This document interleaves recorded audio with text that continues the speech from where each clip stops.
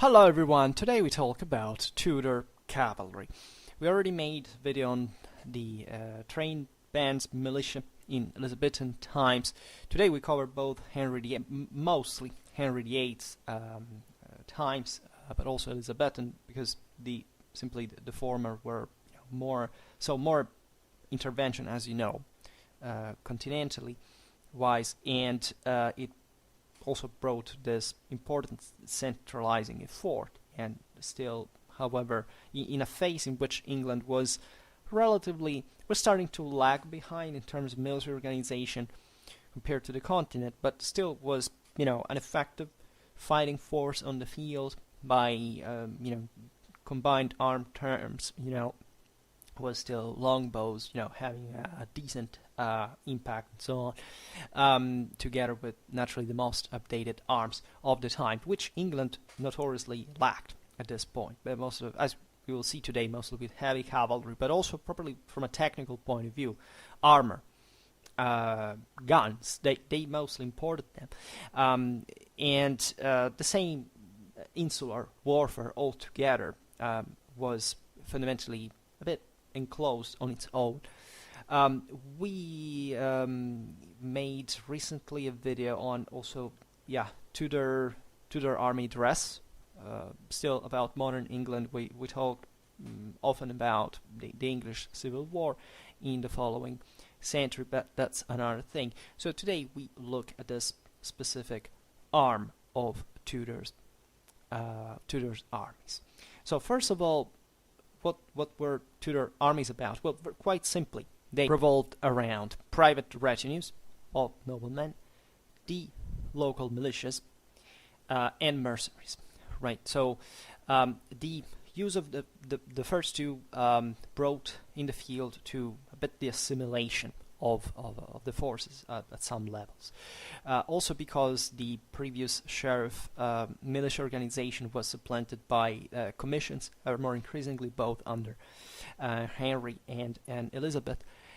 And in general, there is this Renaissance push towards professionalization, right? A war starts being made ever more, doctrinally is anachronistic. But let's say at this point you must have some specific assets to be an updated European power, and the English struggle for that. Also we don't have to talk about Tudor economy here, right? All the difficulties of for properly funding these modernization. Think about the schism, think about the confiscation of all the ecclesiastical goods, etc. It was relatively easy for the Tudor to leave off a little. It was very difficult actually, but still they had those resources. Eventually, by the end of the 17th century, they ran out. The Stuarts eventually tried to do something more in a subtle sense. They produced a revolution, but also they produced an actual state that paradoxically was the same line of that effort, albeit from different ideological and still politically and socially organizational standpoints, we could say. So this is, in fact, again, another story. Speaking of, there wasn't properly even a permanent force in England altogether. There were these small royal contingents, really small, right? For example, the Yeomen of the Guard, we're talking about under Henry's reign between 200 600 men, right? They weren't just proper bodyguards. They also marched to Plymouth in 1513 with the purpose of the invasion of Brittany, along the rest of the army. They in December 1544 they actually were sent in used actually as the garrison of Boulogne, at least in part. 185 yeomen of the guard there were present. But especially talking about knights here, maybe you should make some premise, but now we will expand on it. Henry could count on the gentlemen of his household. So just like any any magnate of the kingdom in a way. He first organized, actually in the first year of his reign, 50 young men of noble blood, right, creating them into a mounted bodyguard, in fact. These were known as the King's Spears. They were fundamentally men-at-arms, right, albeit and properly as such supported by a retinue, per each essentially a lighter cavalryman, 2 mounted archers, and a page. And they were, however, expensive to maintain. As we've seen, there were just a few, and that tells you how were properly the capabilities of the English monarchy at that point. However, so they were disbanded after 6 years. In 1539, however, Henry created a similar force known as the Gentlemen Pensioners, right? And during 1544, 33 of these gentlemen accompanied the king to the Camisade of Boulogne, right? And others could be assigned to other duties, but let's say that you understand the numerical relevance here is very relative. So speaking specifically of men at arms, right? Those guys properly with heavy lances, full armor, often barded horse, were a thing, as you know, especially in the first half of 16th century warfare, Europe-wide, right? They were few in number, as we've seen, just for the king's retinue, but they were naturally of high quality. These were historically the shock force of the medieval army, still performing well, especially in the first half of the 16th century.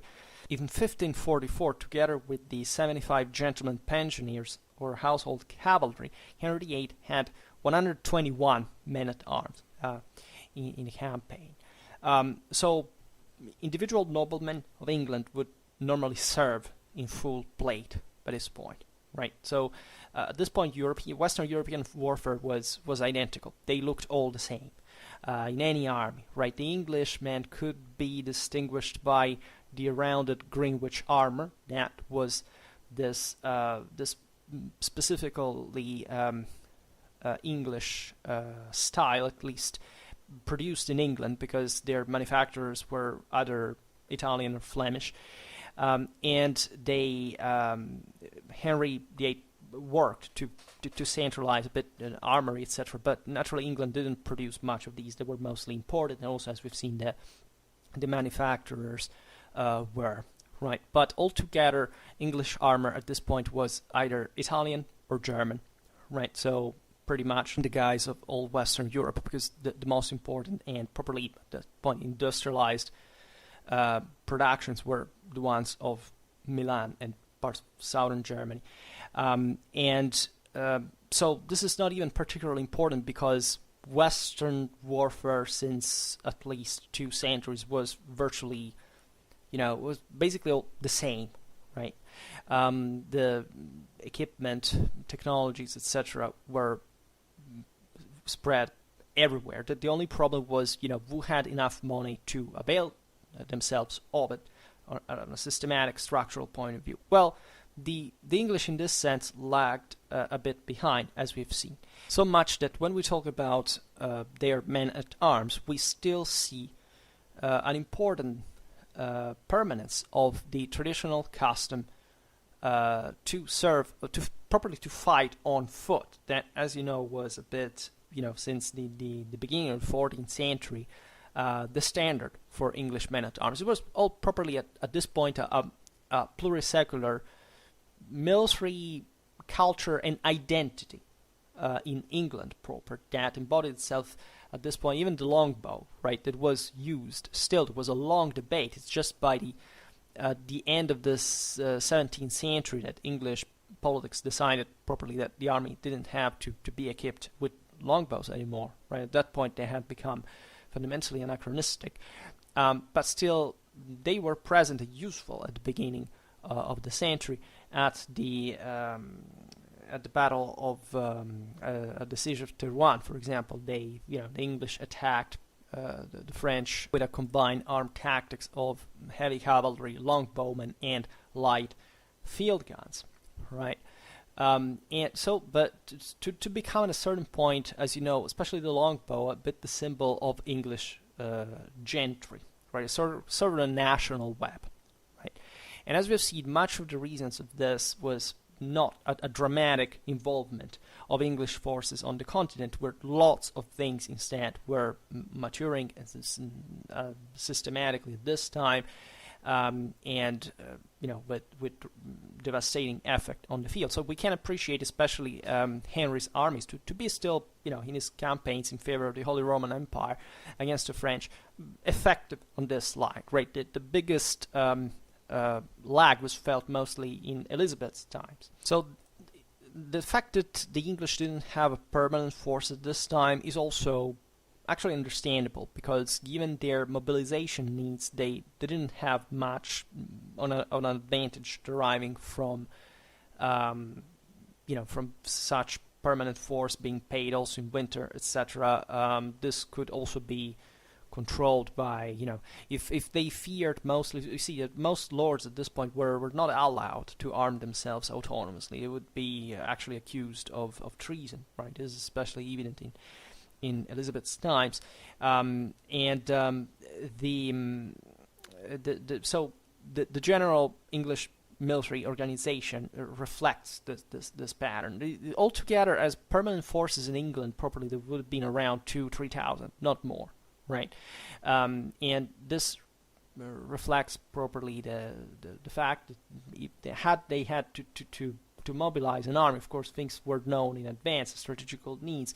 There would be enough to prepare, to synchronize with the Allies and launch an ad hoc offensive. Right, it wasn't such impellent need like the one that existed in France for the threat of land invasion at a given time from Spain, the empire.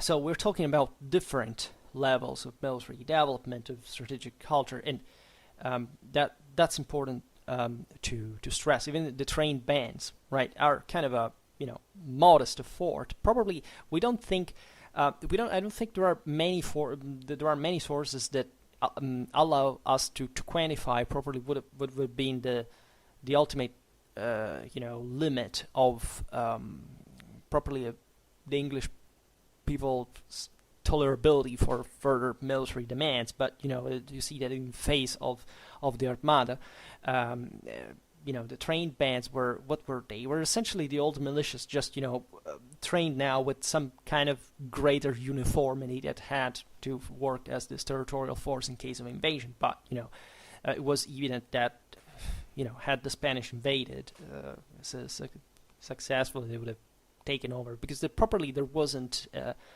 the capacity to levy even a certain amount of resources. So cavalry also in English armies made up a small proportion in this period. When we look, for example, at the great victory of Flodden against the Scots, well, this was basically won by English infantry alone, right? Even at Pinkie, eventually, in spite of the victory, in that occasion, the English cavalry had been repulsed by the Scots. Right, we know of an English success against French cavalry at the Battle of the Spurs. There are some episodes that show that when the English could field their own cavalry, they performed well. But we're talking about properly English one, because the mercenary one was also a bit disappointing. Henry VIII had to observe how the German and the Burgundian mercenaries were very cautious and preoccupied the Germans were properly unruly. The Burgundians kind of charged only when they were sure that they would rout, or the enemy was already in route, something like that. So this is also a reality of war. So in 1544, in the army for the invasion of France, we count not even 4,000 cavalry, over 28,000 infantry. These are important, relations. Normally, feudal armies back in the day had was 1 to 3, 1 to 4. Okay, infantry had risen in importance, but we also considered that before the Battle of Pinkie in 1547, properly, the idea that we're talking about modern warfare in England is not yet there. That battle specifically is the first one where both sides use pikes and shot, right? Otherwise, as we've seen, insular warfare is a bit more conservative. And when we look at the northern border with the Scots, we see, however, more higher cavalry ratio in English army, 2,500 over 14,000 foot in the same year, 1544 or 5. And so these areas, the northern counties and marches, had fundamentally functionalized historically. You know, this was this great frontier where they usually harassed themselves. It was there was also a lot of internal strife proper, right, locally, so that these forces are they actually performed well, seemingly, when they were brought to fight on the continent away from local feuds, right? But for the rest, we're talking about what Ludwig would define as, you know, more low intensity warfare, right? These were raiding units fundamentally. I don't agree with Ludwig's definition, but still, you know, just to give an idea. And consider also that in the numbers that we have just provided, true cavalry, that is, people who were supposed to actually fight on horseback, were even less, because the mounted archers were supposed to dismount in order to fight, at least, especially in pitched battles, right? Whereas we have seen it was this happened often in English armies since the 100 Years' War, when they launched the chevauchée. Naturally, many archers were mounted, and they would be useful also in that task, as, you know, for harassing the enemy, skirmishing, and so on. So especially for the northern frontier, it's a bit difficult to be so fiscal about the idea of normally also knights would mount or dismount, right? Unless you have properly the fully barded, heavily armored, ultra elite guy that on the pitched battle is formed in a line that is normally reserved to launch the ultimate charge with this massive force. There you have a very functionalized tactical role. But otherwise, most warfare was about, you know, sieges, this kind of more, sometimes even individual commitment, where naturally knights were a big deal, because they were mostly the ones who would lead assaults, as even if it was becoming riskier because of the, you know, at this point, really incisive spread and effectiveness of firearms in the early 16th century, but still, you know, the best guys we could break through, in a sense. But for that, there were also some other specialists. Consider that at this point, knighthood, also in Tudor England, is something different from the purely feudal, you know, medieval ideal. But there are lots of people here that are knights properly without being noblemen. Not all knights were properly military men. Some of them were businessmen. They didn't know much about war.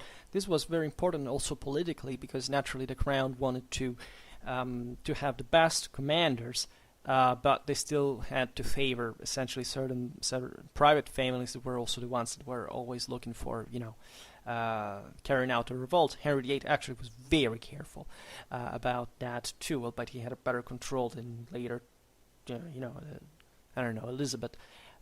But the let's say that it was important to have properly a professional military personnel that recruited on a more meritocratic base.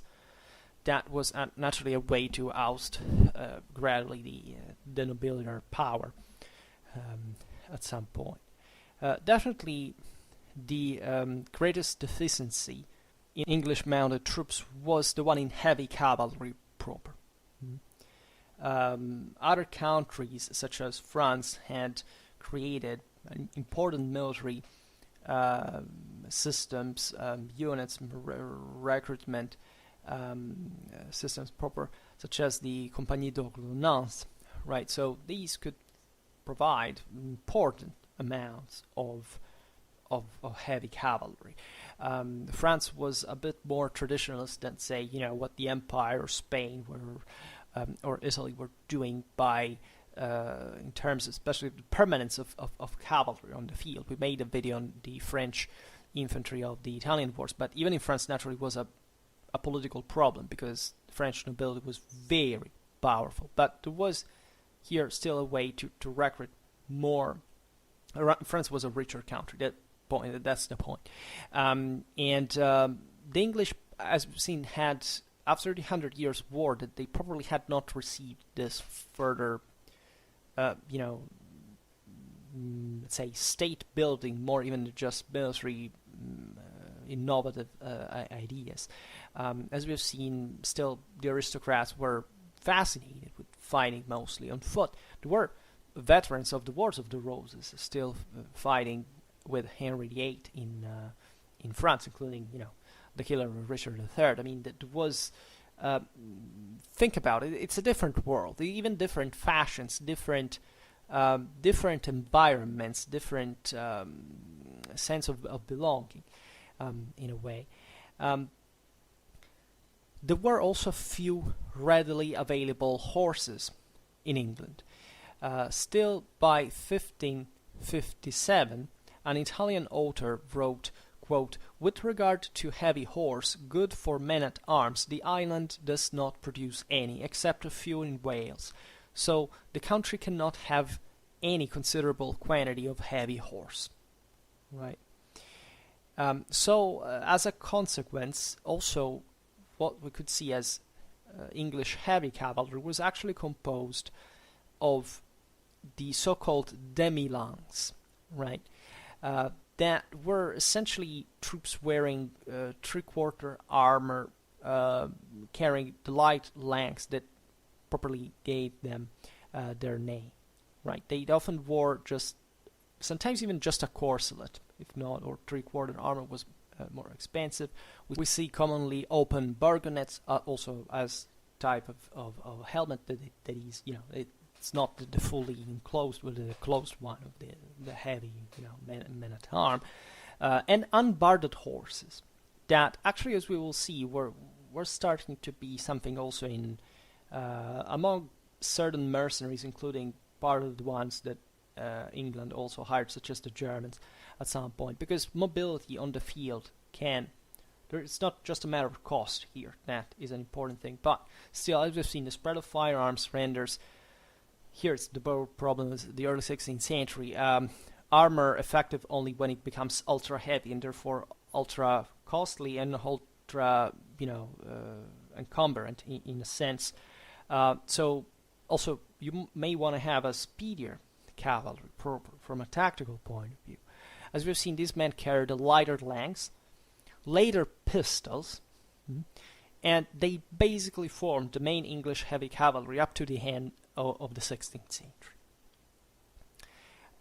Speaking of proportions proper, according to Sir Roger Williams, in the late 16th century, the demi-lances constituted a fifth of the English cavalry, the rest being light horse. Albeit in the militia, the same ratio was 1 to 3,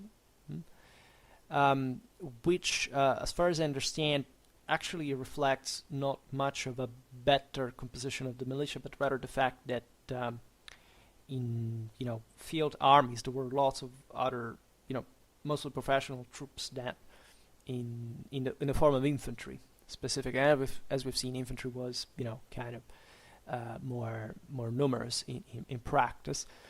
The lighter cavalry, right, instead, that was also present. It was more of an English specialty, if we want. They were called different names, like staves, chasing staves, javelins with targets, prickers, northern spears, or border horse, right? Which already tells you that actually the best of them were drawn from the northern marches, right? Especially the ones called javelins with targets seem to have been particularly similar to the famous Stradions that were, as you know, this originally Albanian, that actually more broadly Balkan cavalry, mercenary cavalry type that Venice hired in consistent numbers. So much, in fact, that a Venetian author writes in 1551 describing some of the English light cavalry as, quote, armed in the Albanian fashion. And the elite came from the north because those were the most simply they had the higher combativity. They had more experience. They were skilled in that kind of raiding warfare. So light cavalry is the best for in that function through exercise. These troops, these mounted troops altogether were appreciated. Like we know, for example, a contingent of English cavalry that in Wallop's force in 1543 positively impressed Charles V. Especially these properly lighter troops.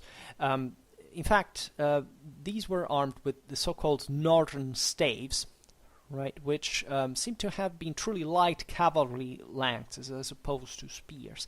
And William Damsel, however, seeking to purchase wood with which to make them in 1545, found in Antwerp, so that's where the English went to find stuff for their equipment, only wood for men-at-arms staff that he basically passed it by because it was too short and too expensive. And so basically almost what would be the equipment of these guys? Well, mostly, let's say almost stereotypically, they could be armed with, as we've seen, this lance, one pistol, sometimes carrying a round or oval shield, small one, normally an open helmet, mail shirt or jack, that is corselet, for the wealthier individuals. There was a segmentation within this cavalry as well in terms of cavalry, right? It wasn't just like a tactical unit. They were properly, certain, corps, could say, at least based on at a territorial level, because they had to be able to perform sometimes most of the tactical tasks altogether. Then leather breeches and boots. Normally their equipment was provided by the local English counties, right? Also, not just on the Scottish border. There, however, as we've seen, also seemingly the equipment was better, and the skill of this cavalrymen exceptional. They were said to have speared salmon from the saddle as a lifestyle. Yeah, you can arrive to be that performing, I would say.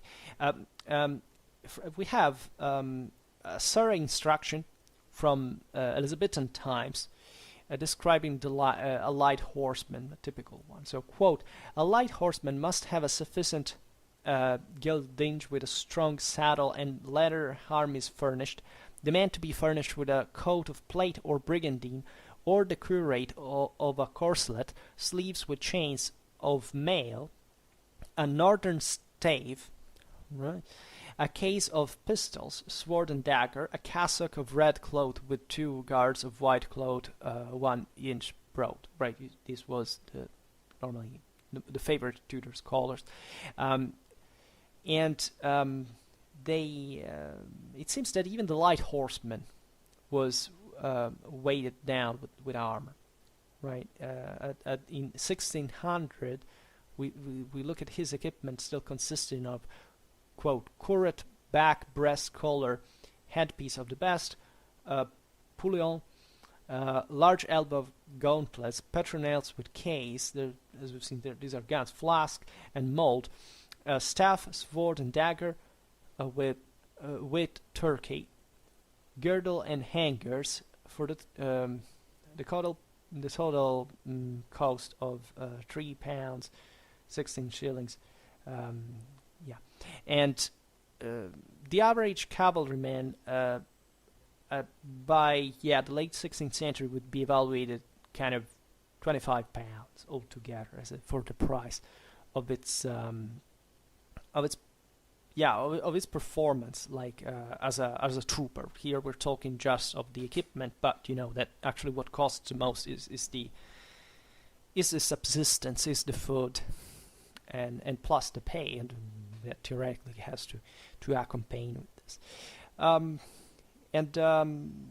For the rest, as we've seen, most cavalry was actually short in supply in English army. So Henry VIII was forced to supplement his cavalry by recruiting mercenaries or auxiliaries, mostly from the Holy Roman Empire. And in spite of the important cost, he was, as we've seen, generally disappointed with the quality of these units. We made the example, for example, of the Burgundians, that it was from the Battle of the Spurs that they refused themselves to charge until they saw the French were beaten. In 1544, most those who were recruited were actually Reiter. So you know that this tactical specialty was spreading, as we will see better now, properly also in English cavalry of this pistoliers, right? In that would harass the enemy in a skirmishing fashion. The caracal was the most systematized one of essentially coming in rotation of the ranks in front of the enemy. Pikemen shooting at him, coming back. Sometimes they would, even if they costed a freaking lot. The Germans were, because of their clockwork technology, were the ones to develop first the wheel lock pistol, and they with the spring, it was a complicated device, but still in war things get rough. So that when they shot all the ammo, they would sometimes even throw these things, these weapons against enemy cavalry, and theoretically they would have to charge, right? Yes, it's true that by the mid 16th century, the caracal was at its peak because cavalry was at its lowest, right, in terms of shock capabilities against the pike and shot that were prevailing on the field. But as you know, cavalry would gradually regain importance as the pikes were reducing, and even at this point, actually, cavalry always charged still, right? So there was never like a Renaissance battlefield where cavalry was just meant to skirmish and then to retreat, right? Obviously, there was a moment, a breaking point in which the cavalry would accelerate the process into charging properly. Yes, even into the pikes, depending. The most important thing is to break the cohesion of the enemy. It's not what weapon they have, but how much they stand their ground, which is another thing. These Reiter in 1544 were known to the English as Zwarte Rutters, right? Armed, quote, with boar spears and short handguns. These are pistols. There were also, however, still men-at-arms serving as mercenaries. So the ones in full plate armor, at the heaviest, they were naturally rarer, but still available on the market. Just it seems that among the German mercenaries, barding was kind of unpopular at this point, because the same German mercenaries explained that they had previously used bards, but they would never more adventure their lives with such a cumbersome thing. This is important, what we were saying before. It's a bit the destiny of, even medieval cavalry at some point. Barding was something rare, right? We come from the 15th century here, where there is literally the largest amount of metal armor on the field ever historic. But before, like, and still during the 15th century, the majority of the horses was properly unarmored, right? Even at the cost of foraging, a beefier horse, and and properly make the maths there and realize that these people were, even if it hadn't been just for the speed, that might have been a tactical advantage, as we were saying before, just more willing to risk their lives than to pay for feeding such a bigger beast that would support such a heavy armor at that point. Normally these Burgundians, especially the Germans, actually they were equipped also with boar spear pistols. So this kind of lighter type was becoming something a bit more, to be seen in the fields of Europe. You're right. Even from the Balkan world, some specific ethnic cavalry was spreading with this kind of lighter character, that lived on fundamentally into the 17th, the 18th century to even have certain tactical specializations named after these originally ethnic specialties. Speaking of the English army in Ireland, it seems that cavalry dropped 1/8 to 1/8 in ratio over infantry. This could be explained by the fact that Irish warfare was generally lighter, so maybe the English needed properly less cavalry to manage to chase the enemy that usually, as you know, in Ireland didn't quite make dramatic use of cavalry. Quantitatively speaking, the English always had the upper hand. Naturally, it could be also because of the Irish terrain. That is not definitely very good at all for larger cavalry formations. And we also get that interesting time perspective that in English armies,